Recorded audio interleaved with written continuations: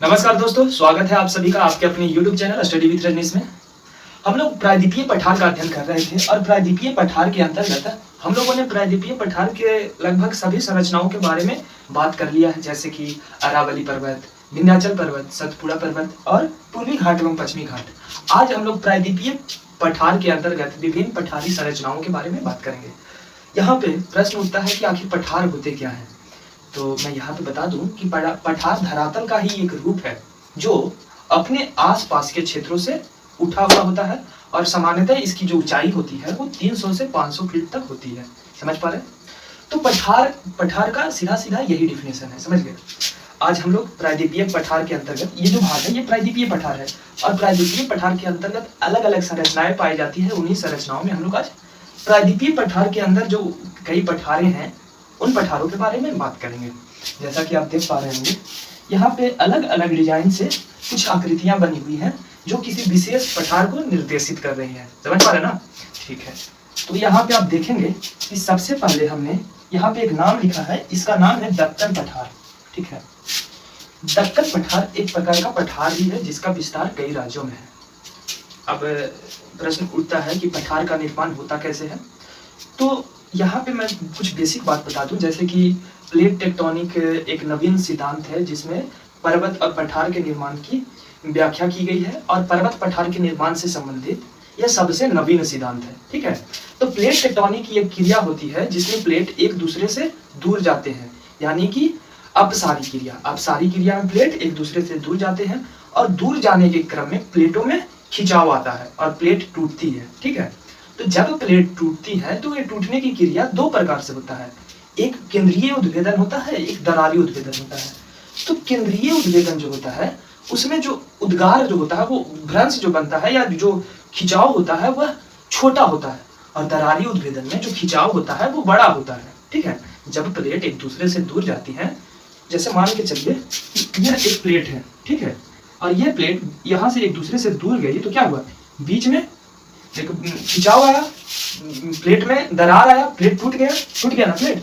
तो जब ये दरार छोटा हो जाए तो ज्वालामुखी पर्वत का निर्माण होता है। मान लीजिए दरार छोटा है तो यहाँ से ज्वालामुखी वाला पदार्थ निकल रहा है और ज्वालामुखी पर्वत का निर्माण हुआ। वहीं जब दरार ये जो दरार होता है दो प्लेटों के बीच, ये दरार जब बड़ा होता है तो क्या होता है, जब कोई बड़ा मुंह है तो उससे पानी निकलता है, लेकिन छोटे मुंह के तुलना में उसका जो स्पीड होता है निकलने का वो धीमा होता है बड़े दरार वाले या बड़े मुंह वाले पाइप में। समझ पा रहे? तो वही चीज सेम यहाँ होता है कि यहाँ जो दरार है वो बड़ा हो जाता है। तो मान लेते हैं कि ये प्लेट है और इसका जो दरार है वो काफी बड़ा हो गया है। ठीक है, ये दरार बड़ा हो गया है। तो बड़ा होने के कारण क्या होता है कि पृथ्वी के अंदर से जो भी मैग्मा है वो निकलता है और आसपास में ही रह जाता है और ये जो आसपास का भाग है वही उठा हुआ प्रतीत होता है, वही धरातल का रूप है। वो क्या होता है, मैग्मा बाहर आता है, लावा बन के बैसाल्ट चट्टान का निर्माण होता है। तो यही जो बैसाल्ट चट्टान का जमाव होता है वही पठार के रूप में जमा होता है। तो पठार की जो उत्पत्ति होती है, जो पठार का निर्माण होता है वह संभवतः इसी रूप में होता है, इसी प्रक्रिया के द्वारा होता है। ठीक है, तो आज हम लोग प्रायद्वीपीय पठार के अंतर्गत विभिन्न पठारी संरचनाओं के बारे में बात करेंगे। आप देख पा रहे होंगे सबसे पहले है दक्कन का पठार। आज हम लोग दक्कन के पठार के बारे में बात करेंगे। सबसे पहले आप हेडिंग दे देंगे दक्कन का पठार, ठीक है, और अब लिखें कि इसका कुल क्षेत्रफल, दक्कन के पठार के बारे में आप लिखेंगे इसका कुल क्षेत्रफल 5 लाख वर्ग किलोमीटर है। ठीक है, दक्कन के पठार का कुल क्षेत्रफल कितना है, तो 5 लाख वर्ग किलोमीटर। ठीक है, अगर बात की जाए कि दक्कन का पठार है इसका विस्तार किन किन राज्यों में है, तो आप इसके अंतर्गत लिख सकते हैं कि इसका विस्तार महाराष्ट्र, कर्नाटक, तेलंगाना तथा आंशिक रूप से गुजरात एवं मध्य प्रदेश में भी है। समझ गए? ठीक है, अब लिखें इसकी उत्पत्ति मेसोजोइक युग के क्रिटेशियस पीरियड में इसकी उत्पत्ति। दक्कन के पठार के बारे में बात करें, देखिए दक्कन के पठार के अंतर्गत 3 पठारी संरचनाएं आती हैं, महाराष्ट्र का पठार, कर्नाटक का पठार और तेलंगाना का पठार। ठीक है, तो हम लोग बेसिकली अभी बात कर रहे हैं दक्कन के पठार के बारे में। ठीक है, इसका विस्तार कहाँ कहाँ है? महाराष्ट्र में, कर्नाटका में, आपका तेलंगाना में, आंशिक रूप से मध्य प्रदेश, गुजरात, ठीक है। तो लगभग इतने राज्यों में विस्तार है, ठीक है। हमने अभी बात की कि इसकी उत्पत्ति मेसोजोइक युग के क्रिटेशियस काल में हुआ था, क्रिटेशियस पीरियड में, ठीक है। इतना लिख लिया ना, आगे लिखिए कि मेसोजोइक इरा के, आगे लिखिए, मेसोजोइक इरा के क्रिटेशियस पीरियड में प्लेट टेक्टोनिक के अपसारी क्रिया के फलस्वरूप, प्लेट टेक्टोनिक के अपसारी क्रिया के फलस्वरूप दक्कन के पठार का निर्माण हुआ, ठीक है। तो समझ गए, हम लोग बात कर चुके हैं कि जो दक्कन का पठार जो है इसका निर्माण हुआ है प्लेट टेक्टोनिक की अभिसारी क्रिया के फलस्वरूप। अभिसारी क्रिया में क्या होता है? प्लेट एक दूसरे से दूर जाते हैं और ये दूर जाने के क्रम में जो दरार का निर्माण होता है वो दो प्रकार का होता है। एक दरार जो छोटा होता है उसे ज्वालामुखी पर्वत होता है, पर्वत का निर्माण होता है, और जो दरार बड़ा होता है उसे क्या होता है? तो पठार, ज्वालामुखी पठार का निर्माण होता है। तो हम कह सकते हैं कि दक्कन का पठार ज्वालामुखी पठार का उदाहरण है। यहां तक कोई दिक्कत नहीं। आगे लिखेंगे इसमें, अब देखिए समझिए बात को, अगर ज्वालामुखी क्रिया के द्वारा पठार का निर्माण हुआ है तो उसमें किस तरह की चट्टानें पाई जाएंगी? आग्नेय चट्टान। जाहिर सी बात है कि ज्वालामुखी क्रिया में क्या होता है? आग निकलता है, लावा निकलता है। तो लावा के निकलने से कौन सा लावा क्या होता है? आग के रूप में होता है। तो आग से ही आग्नेय बना है, आग्नेय चट्टान यानी कि आग से निर्मित चट्टान। तो दरारी, जब मान लीजिए ज्वालामुखी क्रिया का से कोई पठार का निर्माण हुआ है तो उस पठार पे आग्नेय चट्टान का दिखता होगा, और आग्नेय चट्टान में भी किस चट्टान का? तो बैसाल्ट का, ठीक है। तो आप इसको लिख सकते हैं कि दक्कन के पठार में आग्नेय चट्टान के अंतर्गत बैसाल्ट चट्टानों की अधिकता है, ठीक है। दक्कन पठार में आग्नेय चट्टानों के अंतर्गत बैसाल्ट चट्टानों की अधिकता है। जाहिर सी बात है, समझ पा रहे हैं आप? चलिए ठीक है, उम्मीद करते हैं कि मैं जो समझा रहा हूं आप समझ पा रहे हैं। अगर आपको कोई भी बात समझ में ना आए आप कमेंट में हमसे पूछ सकते हैं, ठीक है। चलिए अगला पॉइंट लिखेंगे आप। देखिए समझने का प्रयास कीजिएगा। जैसे क्या होता है कि यहाँ पे हमने बताया कि ये ज्वालामुखी क्रिया से निर्मित है, तो ज्वालामुखी क्रिया से आग्नेय चट्टान, आग्नेय चट्टान में बैसाल्ट चट्टान। अब देखिए चूंकि चट्टानें ये घटना कब घटी है? मेसोजोइक युग में, यानी कि आज से बहुत पहले की ये घटना है। तो क्या हुआ कि बैसाल्ट चट्टानें निर्मित हुई, और वही बैसाल्ट चट्टानें कई वर्षों तक तापमान का, दबाव का, मौसम का बहुत सारे प्रभाव झेलने के कारण क्या हुआ कि उन चट्टानों का ऋतु क्षरण हो गया। ऋतु क्षरण यानी कि ऋतुओं के प्रभाव के कारण क्षरण, समझ पा रहे हैं? तो ऋतु क्षरण के कारण क्या हुआ कि वो बैसाल्ट चट्टानें जो है वो काली मिट्टी में बदल गई, ठीक है। हम लोग पढ़ेंगे जब भारत की मिट्टियां पढ़ेंगे ना, तो हम विस्तार से बताएंगे कि काली मिट्टी का निर्माण मुख्य रूप से बैसाल्टिक चट्टानों से ही होती है। बैसाल्ट चट्टान जब ऋतु क्षरण होता है उनका, तो उनसे काली मिट्टी का ही निर्माण होता है। समझ पा रहे हैं आप? तो जो भी मैं बोल रहा हूँ वो सारे पॉइंट आप लिखने का प्रयास करेंगे, और जब जोड़ के देखेंगे तो आपको आसानी से सारा चीज समझ में आएगा, ठीक है। तो यहाँ पे मैंने बताया कि इससे यही मतलब निकला कि दक्कन के पठार में काली मिट्टी पाई जाती है, ठीक है। समझ गया? चलिए, काली मिट्टी कैसे? तो बैसाल्ट चट्टानों के ऋतु क्षरण से। अगला पॉइंट लिखेंगे कि काली मिट्टी के क्षेत्रों में कपास की खेती होती है। काली मिट्टी के क्षेत्रों में किसकी खेती होती है? कपास की खेती। चलिए अभी पठार की जो ढाल है उसके बारे में बात कर लेते हैं। ये जो पठार आपको दिखाई दे रहा है दक्कन का पठार, इसका ढाल किस दिशा में है?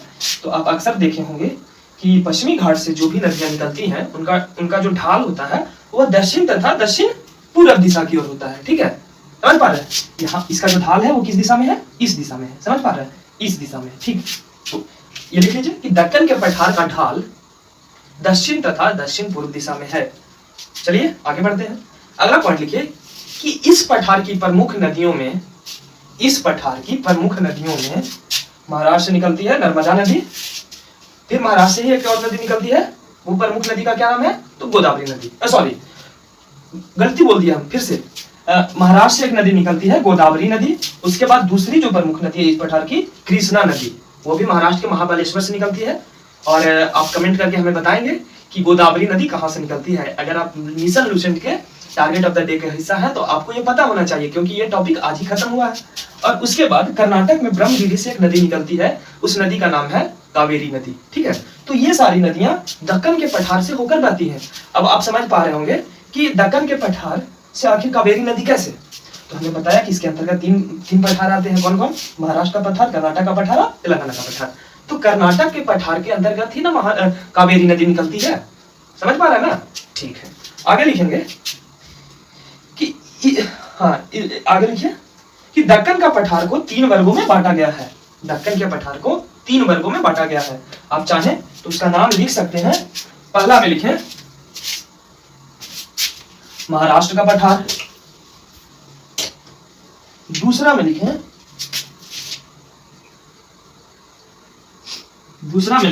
कर्नाटक का पठार, तीसरा में लिखें तेलंगाना का पठार। ठीक है, ये सारे बात आप लिख लेंगे।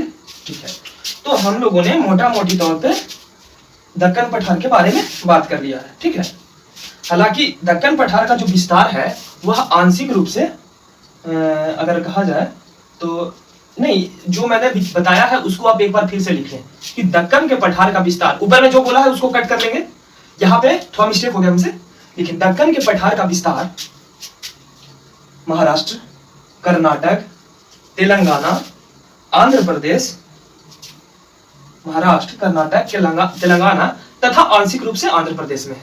ठीक है, यहाँ पे देखिए इस पठारी संरचना को समझने का प्रयास करेंगे आप। ये देखिए ये दक्कन का पठार है, और दक्कन का पठार अगर आपसे पूछा जाए कि दक्कन का पठार किन किन पर्वतीय संरचनाओं से घिरा हुआ है, तो आप क्या बताएंगे? ये हो गया आपका सतपुड़ा पर्वत, ये हो गया पश्चिमी घाट, और ये पूर्वी घाट। समझ पा रहे हैं? आप मैप से एकदम समझते हुए चलेंगे तो आपको कोई दिक्कत नहीं होगी। ठीक है, अब हम लोग बात करेंगे काठियावाड़ पठार। हेडिंग दे दें काठियावाड़ पठार।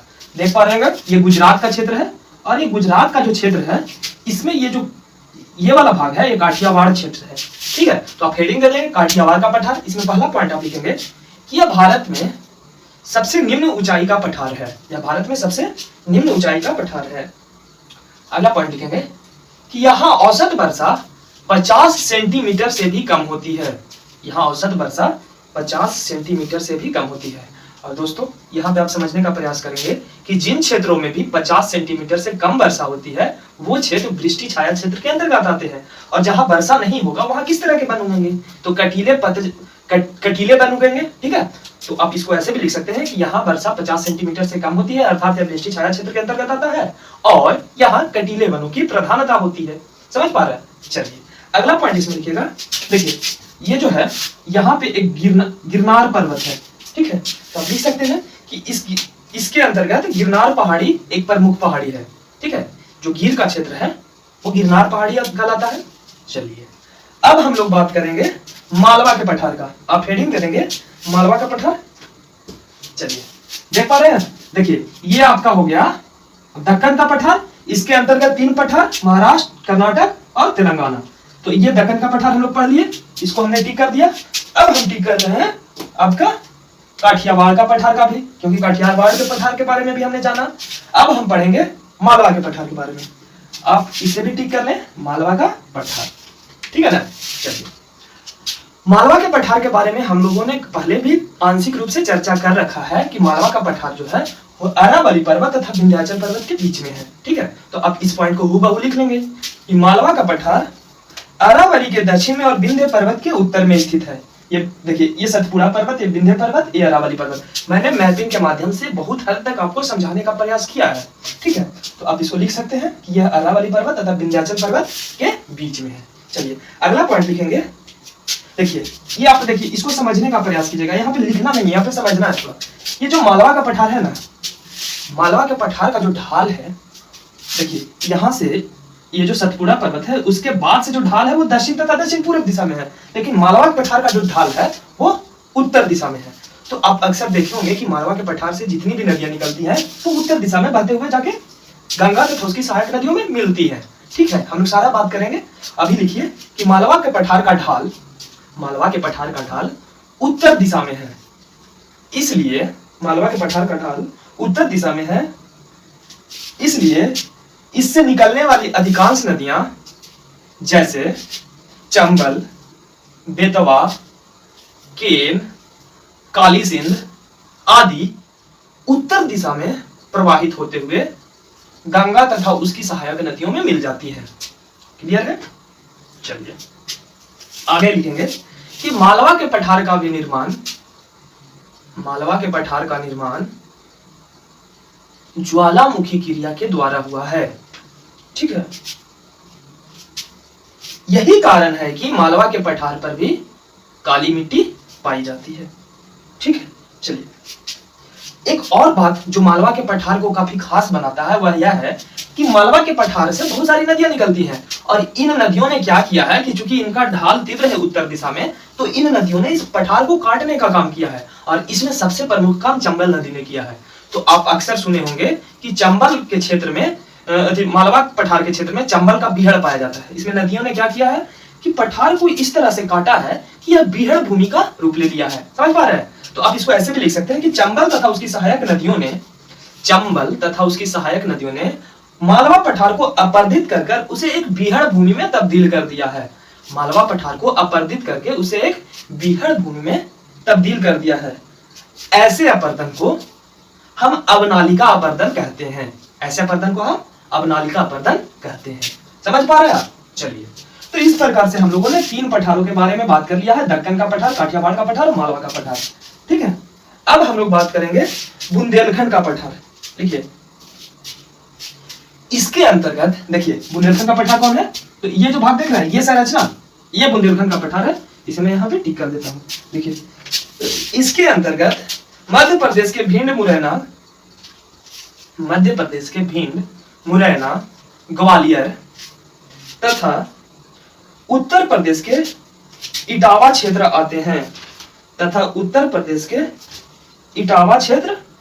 आते हैं लिख लिए। इसके बारे में और कुछ खास बात नहीं है। चलिए, अब आप हेडिंग दे देंगे बघेलखंड का पठार। आप इसको क्रम से भी याद रखेंगे दोस्तों। अक्सर प्रतियोगी परीक्षाओं में और खास करके बड़े लेवल के एग्जामों में इस तरह के प्रश्न पूछ दिए जाते हैं कि पठारों का क्रम पूरब से पश्चिम कौन सा है। तो सबसे पहले अगर देखेंगे तो यहाँ पे देखिए काठियावाड़ का पठार, फिर चंबल का मालवा का पठार, बुंदेलखंड का पठार, फिर बघेलखंड का पठार। बघेलखंड के पठार में आप लिखिएगा कि यह बुंदेलखंड के पूरब में स्थित है। इधर है बुंदेलखंड के पूरब में स्थित है। इसके अंतर्गत मध्य प्रदेश के रीवा, कटनी, मैहर इत्यादि क्षेत्र आते हैं।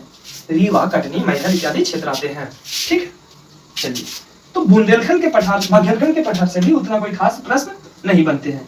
अब हम लोग बात करेंगे जो सबसे प्रमुख पठार है उस पठार के बारे में, यानी कि छोटा नागपुर के पठार के बारे में। दोस्तों, अब हम लोग छोटा नागपुर पठार के बारे में बात करेंगे। अब हेडिंग दे देंगे छोटा नागपुर का पठार। ठीक है, छोटा नागपुर का पठार हेडिंग देके लिखें। इसका विस्तार पश्चिम बंगाल तथा झारखंड में है। इसका विस्तार 2 राज्यों में है। कौन कौन? तो पश्चिम बंगाल और झारखंड। आप मैपिंग के माध्यम से भी यहाँ पे समझ सकते हैं कि छोटा नागपुर के पठार का जो विस्तार है वह पश्चिम बंगाल में है और झारखंड में है। समझ पा रहे ना? चलिए आगे लिखे कि छोटा नागपुर के पठार से 2 प्रमुख नदियां निकलती हैं। छोटा नागपुर के पठार से 2 प्रमुख नदियां निकलती हैं। कौन कौन? तो आप लिखेंगे स्वर्णरेखा नदी और दामोदर नदी। स्वर्णरेखा नदी और दामोदर नदी, ये दोनों नदियां किस पठार से निकलती है? छोटा नागपुर के पठार से। हालांकि एक प्रमुख नदी जो कि गया शहर से होकर गुजरती है, उस नदी का नाम है फल्गु नदी। फल्गु नदी का उद्गम का भी बात किया जाए तो ये छोटा नागपुर के पठार से ही निकलती है। लेकिन प्रमुख नदियों में कौन कौन है? तो स्वर्णरेखा और दामोदर नदी। ठीक है, चलिए आगे लिखिए। अगला पॉइंट लिखिए कि दामोदर नदी छोटा नागपुर के ठीक बीचों बीच से बहती है। ठीक है, ये दामोदर नदी है और छोटा नागपुर के ठीक बीचों बीच से बहती है और यह अपना जल सीधे बंगाल की खाड़ी में नहीं गिराती है। समझ पा रहे हैं? दामोदर नदी छोटा नागपुर को लगभग 2 बराबर भागों में बांटती है और यह छोटा नागपुर के पठार के बीचों बीच से बहती है और यह सीधे अपना जल जो है वो बंगाल की खाड़ी में नहीं गिराती है, बल्कि यह हुगली नदी में जाके मिल जाती है। समझ पा रहे हैं? हुगली जो है वो गंगा की एक छिपरिका है या वितरिका है। ठीक है, तो हुगली नदी की ही एक सहायक नदी है, वो है दामोदर नदी। दामोदर नदी छोटा नागपुर के पठार से निकलती है और इस पठार के बीचों बीच से प्रवाहित होती है और इसे लगभग 2 बराबर भागों में बांटती है। समझ पा रहे हैं? तो ये सारे पॉइंट आप लिखते चलेंगे। ये सारे पॉइंट काफी इंपॉर्टेंट है। ठीक है, एक बात यहाँ पे एक पॉइंट और काफी इंपॉर्टेंट हो जाता है कि अगर आपसे पूछा जाए कि भारत में कितनी नदियां हैं जो भ्रंश घाटी से होकर बहती है, तो इसका जवाब है 3 नदी। कौन कौन नदी? तो ये जो है ताप्ती, सॉरी ये हम गलत बना दिए। ये जो है ताप्ती नदी, नर्मदा नदी और ये दामोदर नदी। आप लिख लेंगे भ्रंश घाटी से होकर बहने वाली भारत की 3 प्रमुख नदियां, सबसे लंबी नदी नर्मदा नदी, फिर ताप्ती नदी, तब दामोदर नदी। ठीक है, चलिए अगला पॉइंट आप लिखेंगे। चलिए अगला पॉइंट देखिए, हम अभी यहाँ पे बात किए कि दामोदर नदी छोटा नागपुर के पठार के 2 भागों में बांटती है। तो ये कौन कौन से भाग है? तो जो ऊपर का जो भाग है वो हजारीबाग का पठार कहलाता है, और दक्षिण का भाग जो है वो रांची का पठार कहलाता है। समझ गए? आपसे पूछा जाए कि छोटा नागपुर के पठार को 2 भागों में कौन सी नदी बांटती है, तो दामोदर नदी। और वो 2 भाग कौन कौन से हो जाते हैं? तो ऊपर का जो भाग है, यहाँ पे मैंने बीचों बीच से नहीं दिखाया है, ये बीचों बीच से एकदम बीच से प्रवाहित होते हुए जाके हुगली नदी में मिलती है। ठीक है, तो जो छोटा नागपुर के पठार का ऊपर का भाग है वो कहलाता है हजारीबाग का पठार, और जो दक्षिण का भाग है वो कहलाता है रांची का पठार। लिखिएगा, रांची का पठार संप्राय मैदान का उदाहरण है। रांची का पठार संप्राय मैदान का उदाहरण है। यहाँ पे प्रश्न उठता है कि संप्राय मैदान आखिर होता क्या है? ठीक है, तो आप लिखेंगे कि एक ऐसा मैदान जिसमें कोई चट्टानी टीले नहीं पाए जाते हैं, संप्राय मैदान कहलाता है। एक ऐसा मैदान जिसमें कोई चट्टानी टीले नहीं पाए जाते हैं, संप्राय मैदान कहलाता है। ठीक है, आगे लिखिए।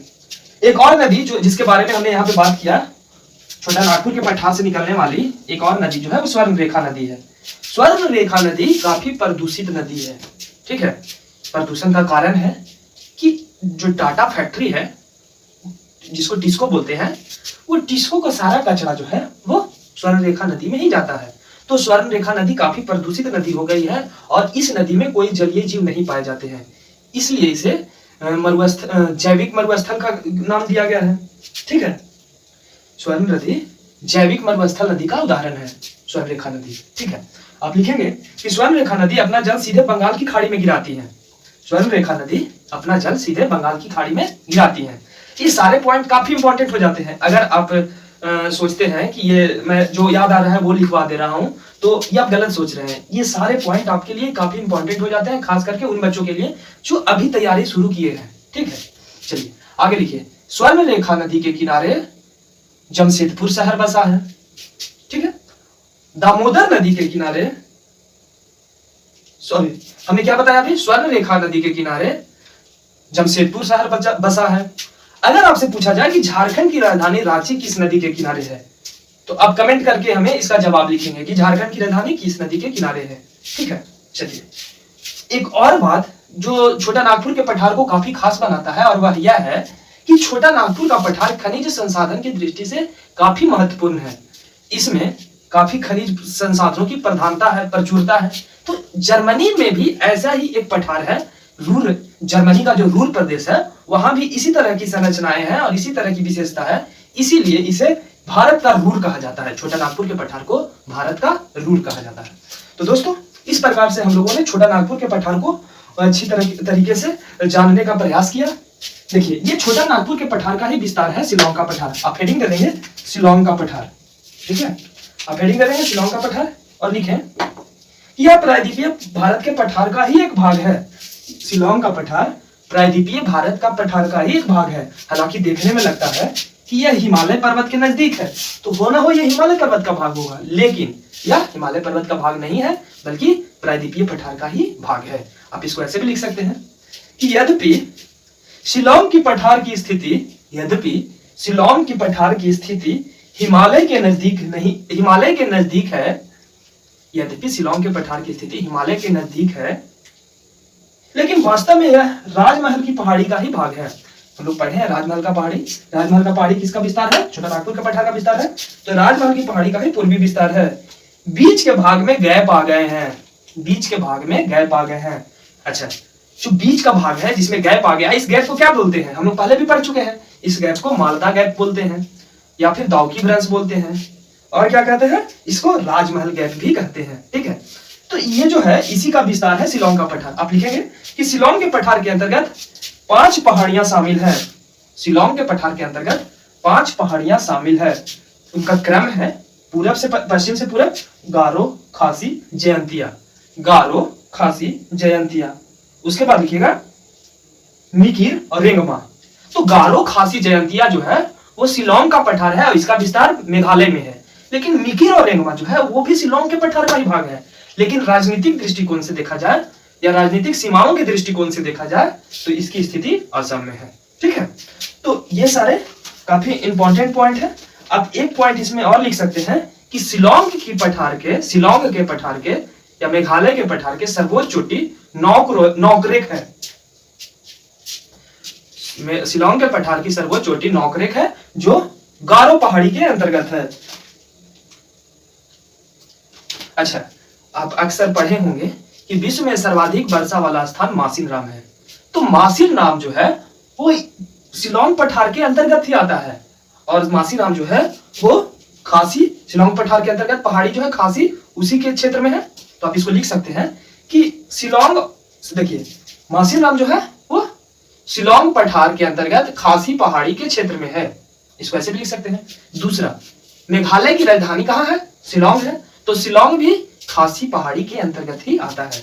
दोस्तों, इस प्रकार से हम लोगों ने लगभग सभी पठारी संरचनाओं के बारे में बात कर लिया है। अब जो एक बच गया है वो है दंडकारण्य का पठार। ठीक है, तो इसमें कुछ खास बात नहीं है। एक बात यह है कि इसका जो विस्तार है वह छत्तीसगढ़ में है, और दूसरी जो महत्वपूर्ण बात है वो दंडकारण्य के पठार के अंतर्गत ही बस्तर का पठार आता है, और बस्तर का पठार भारत में एकमात्र ऐसा पठार है जहां टीन का उत्पादन होता है। तो ये काफी इंपॉर्टेंट पॉइंट हो जाता है दोस्तों। तो मैंने अपने तरफ से काफी प्रयास किया है कि आपको प्रायद्वीपीय संरचनाओं को काफी अच्छे से बता सकूं, और मैं उम्मीद करता हूं कि मैं इसमें जरूर सफल रहा हूंगा।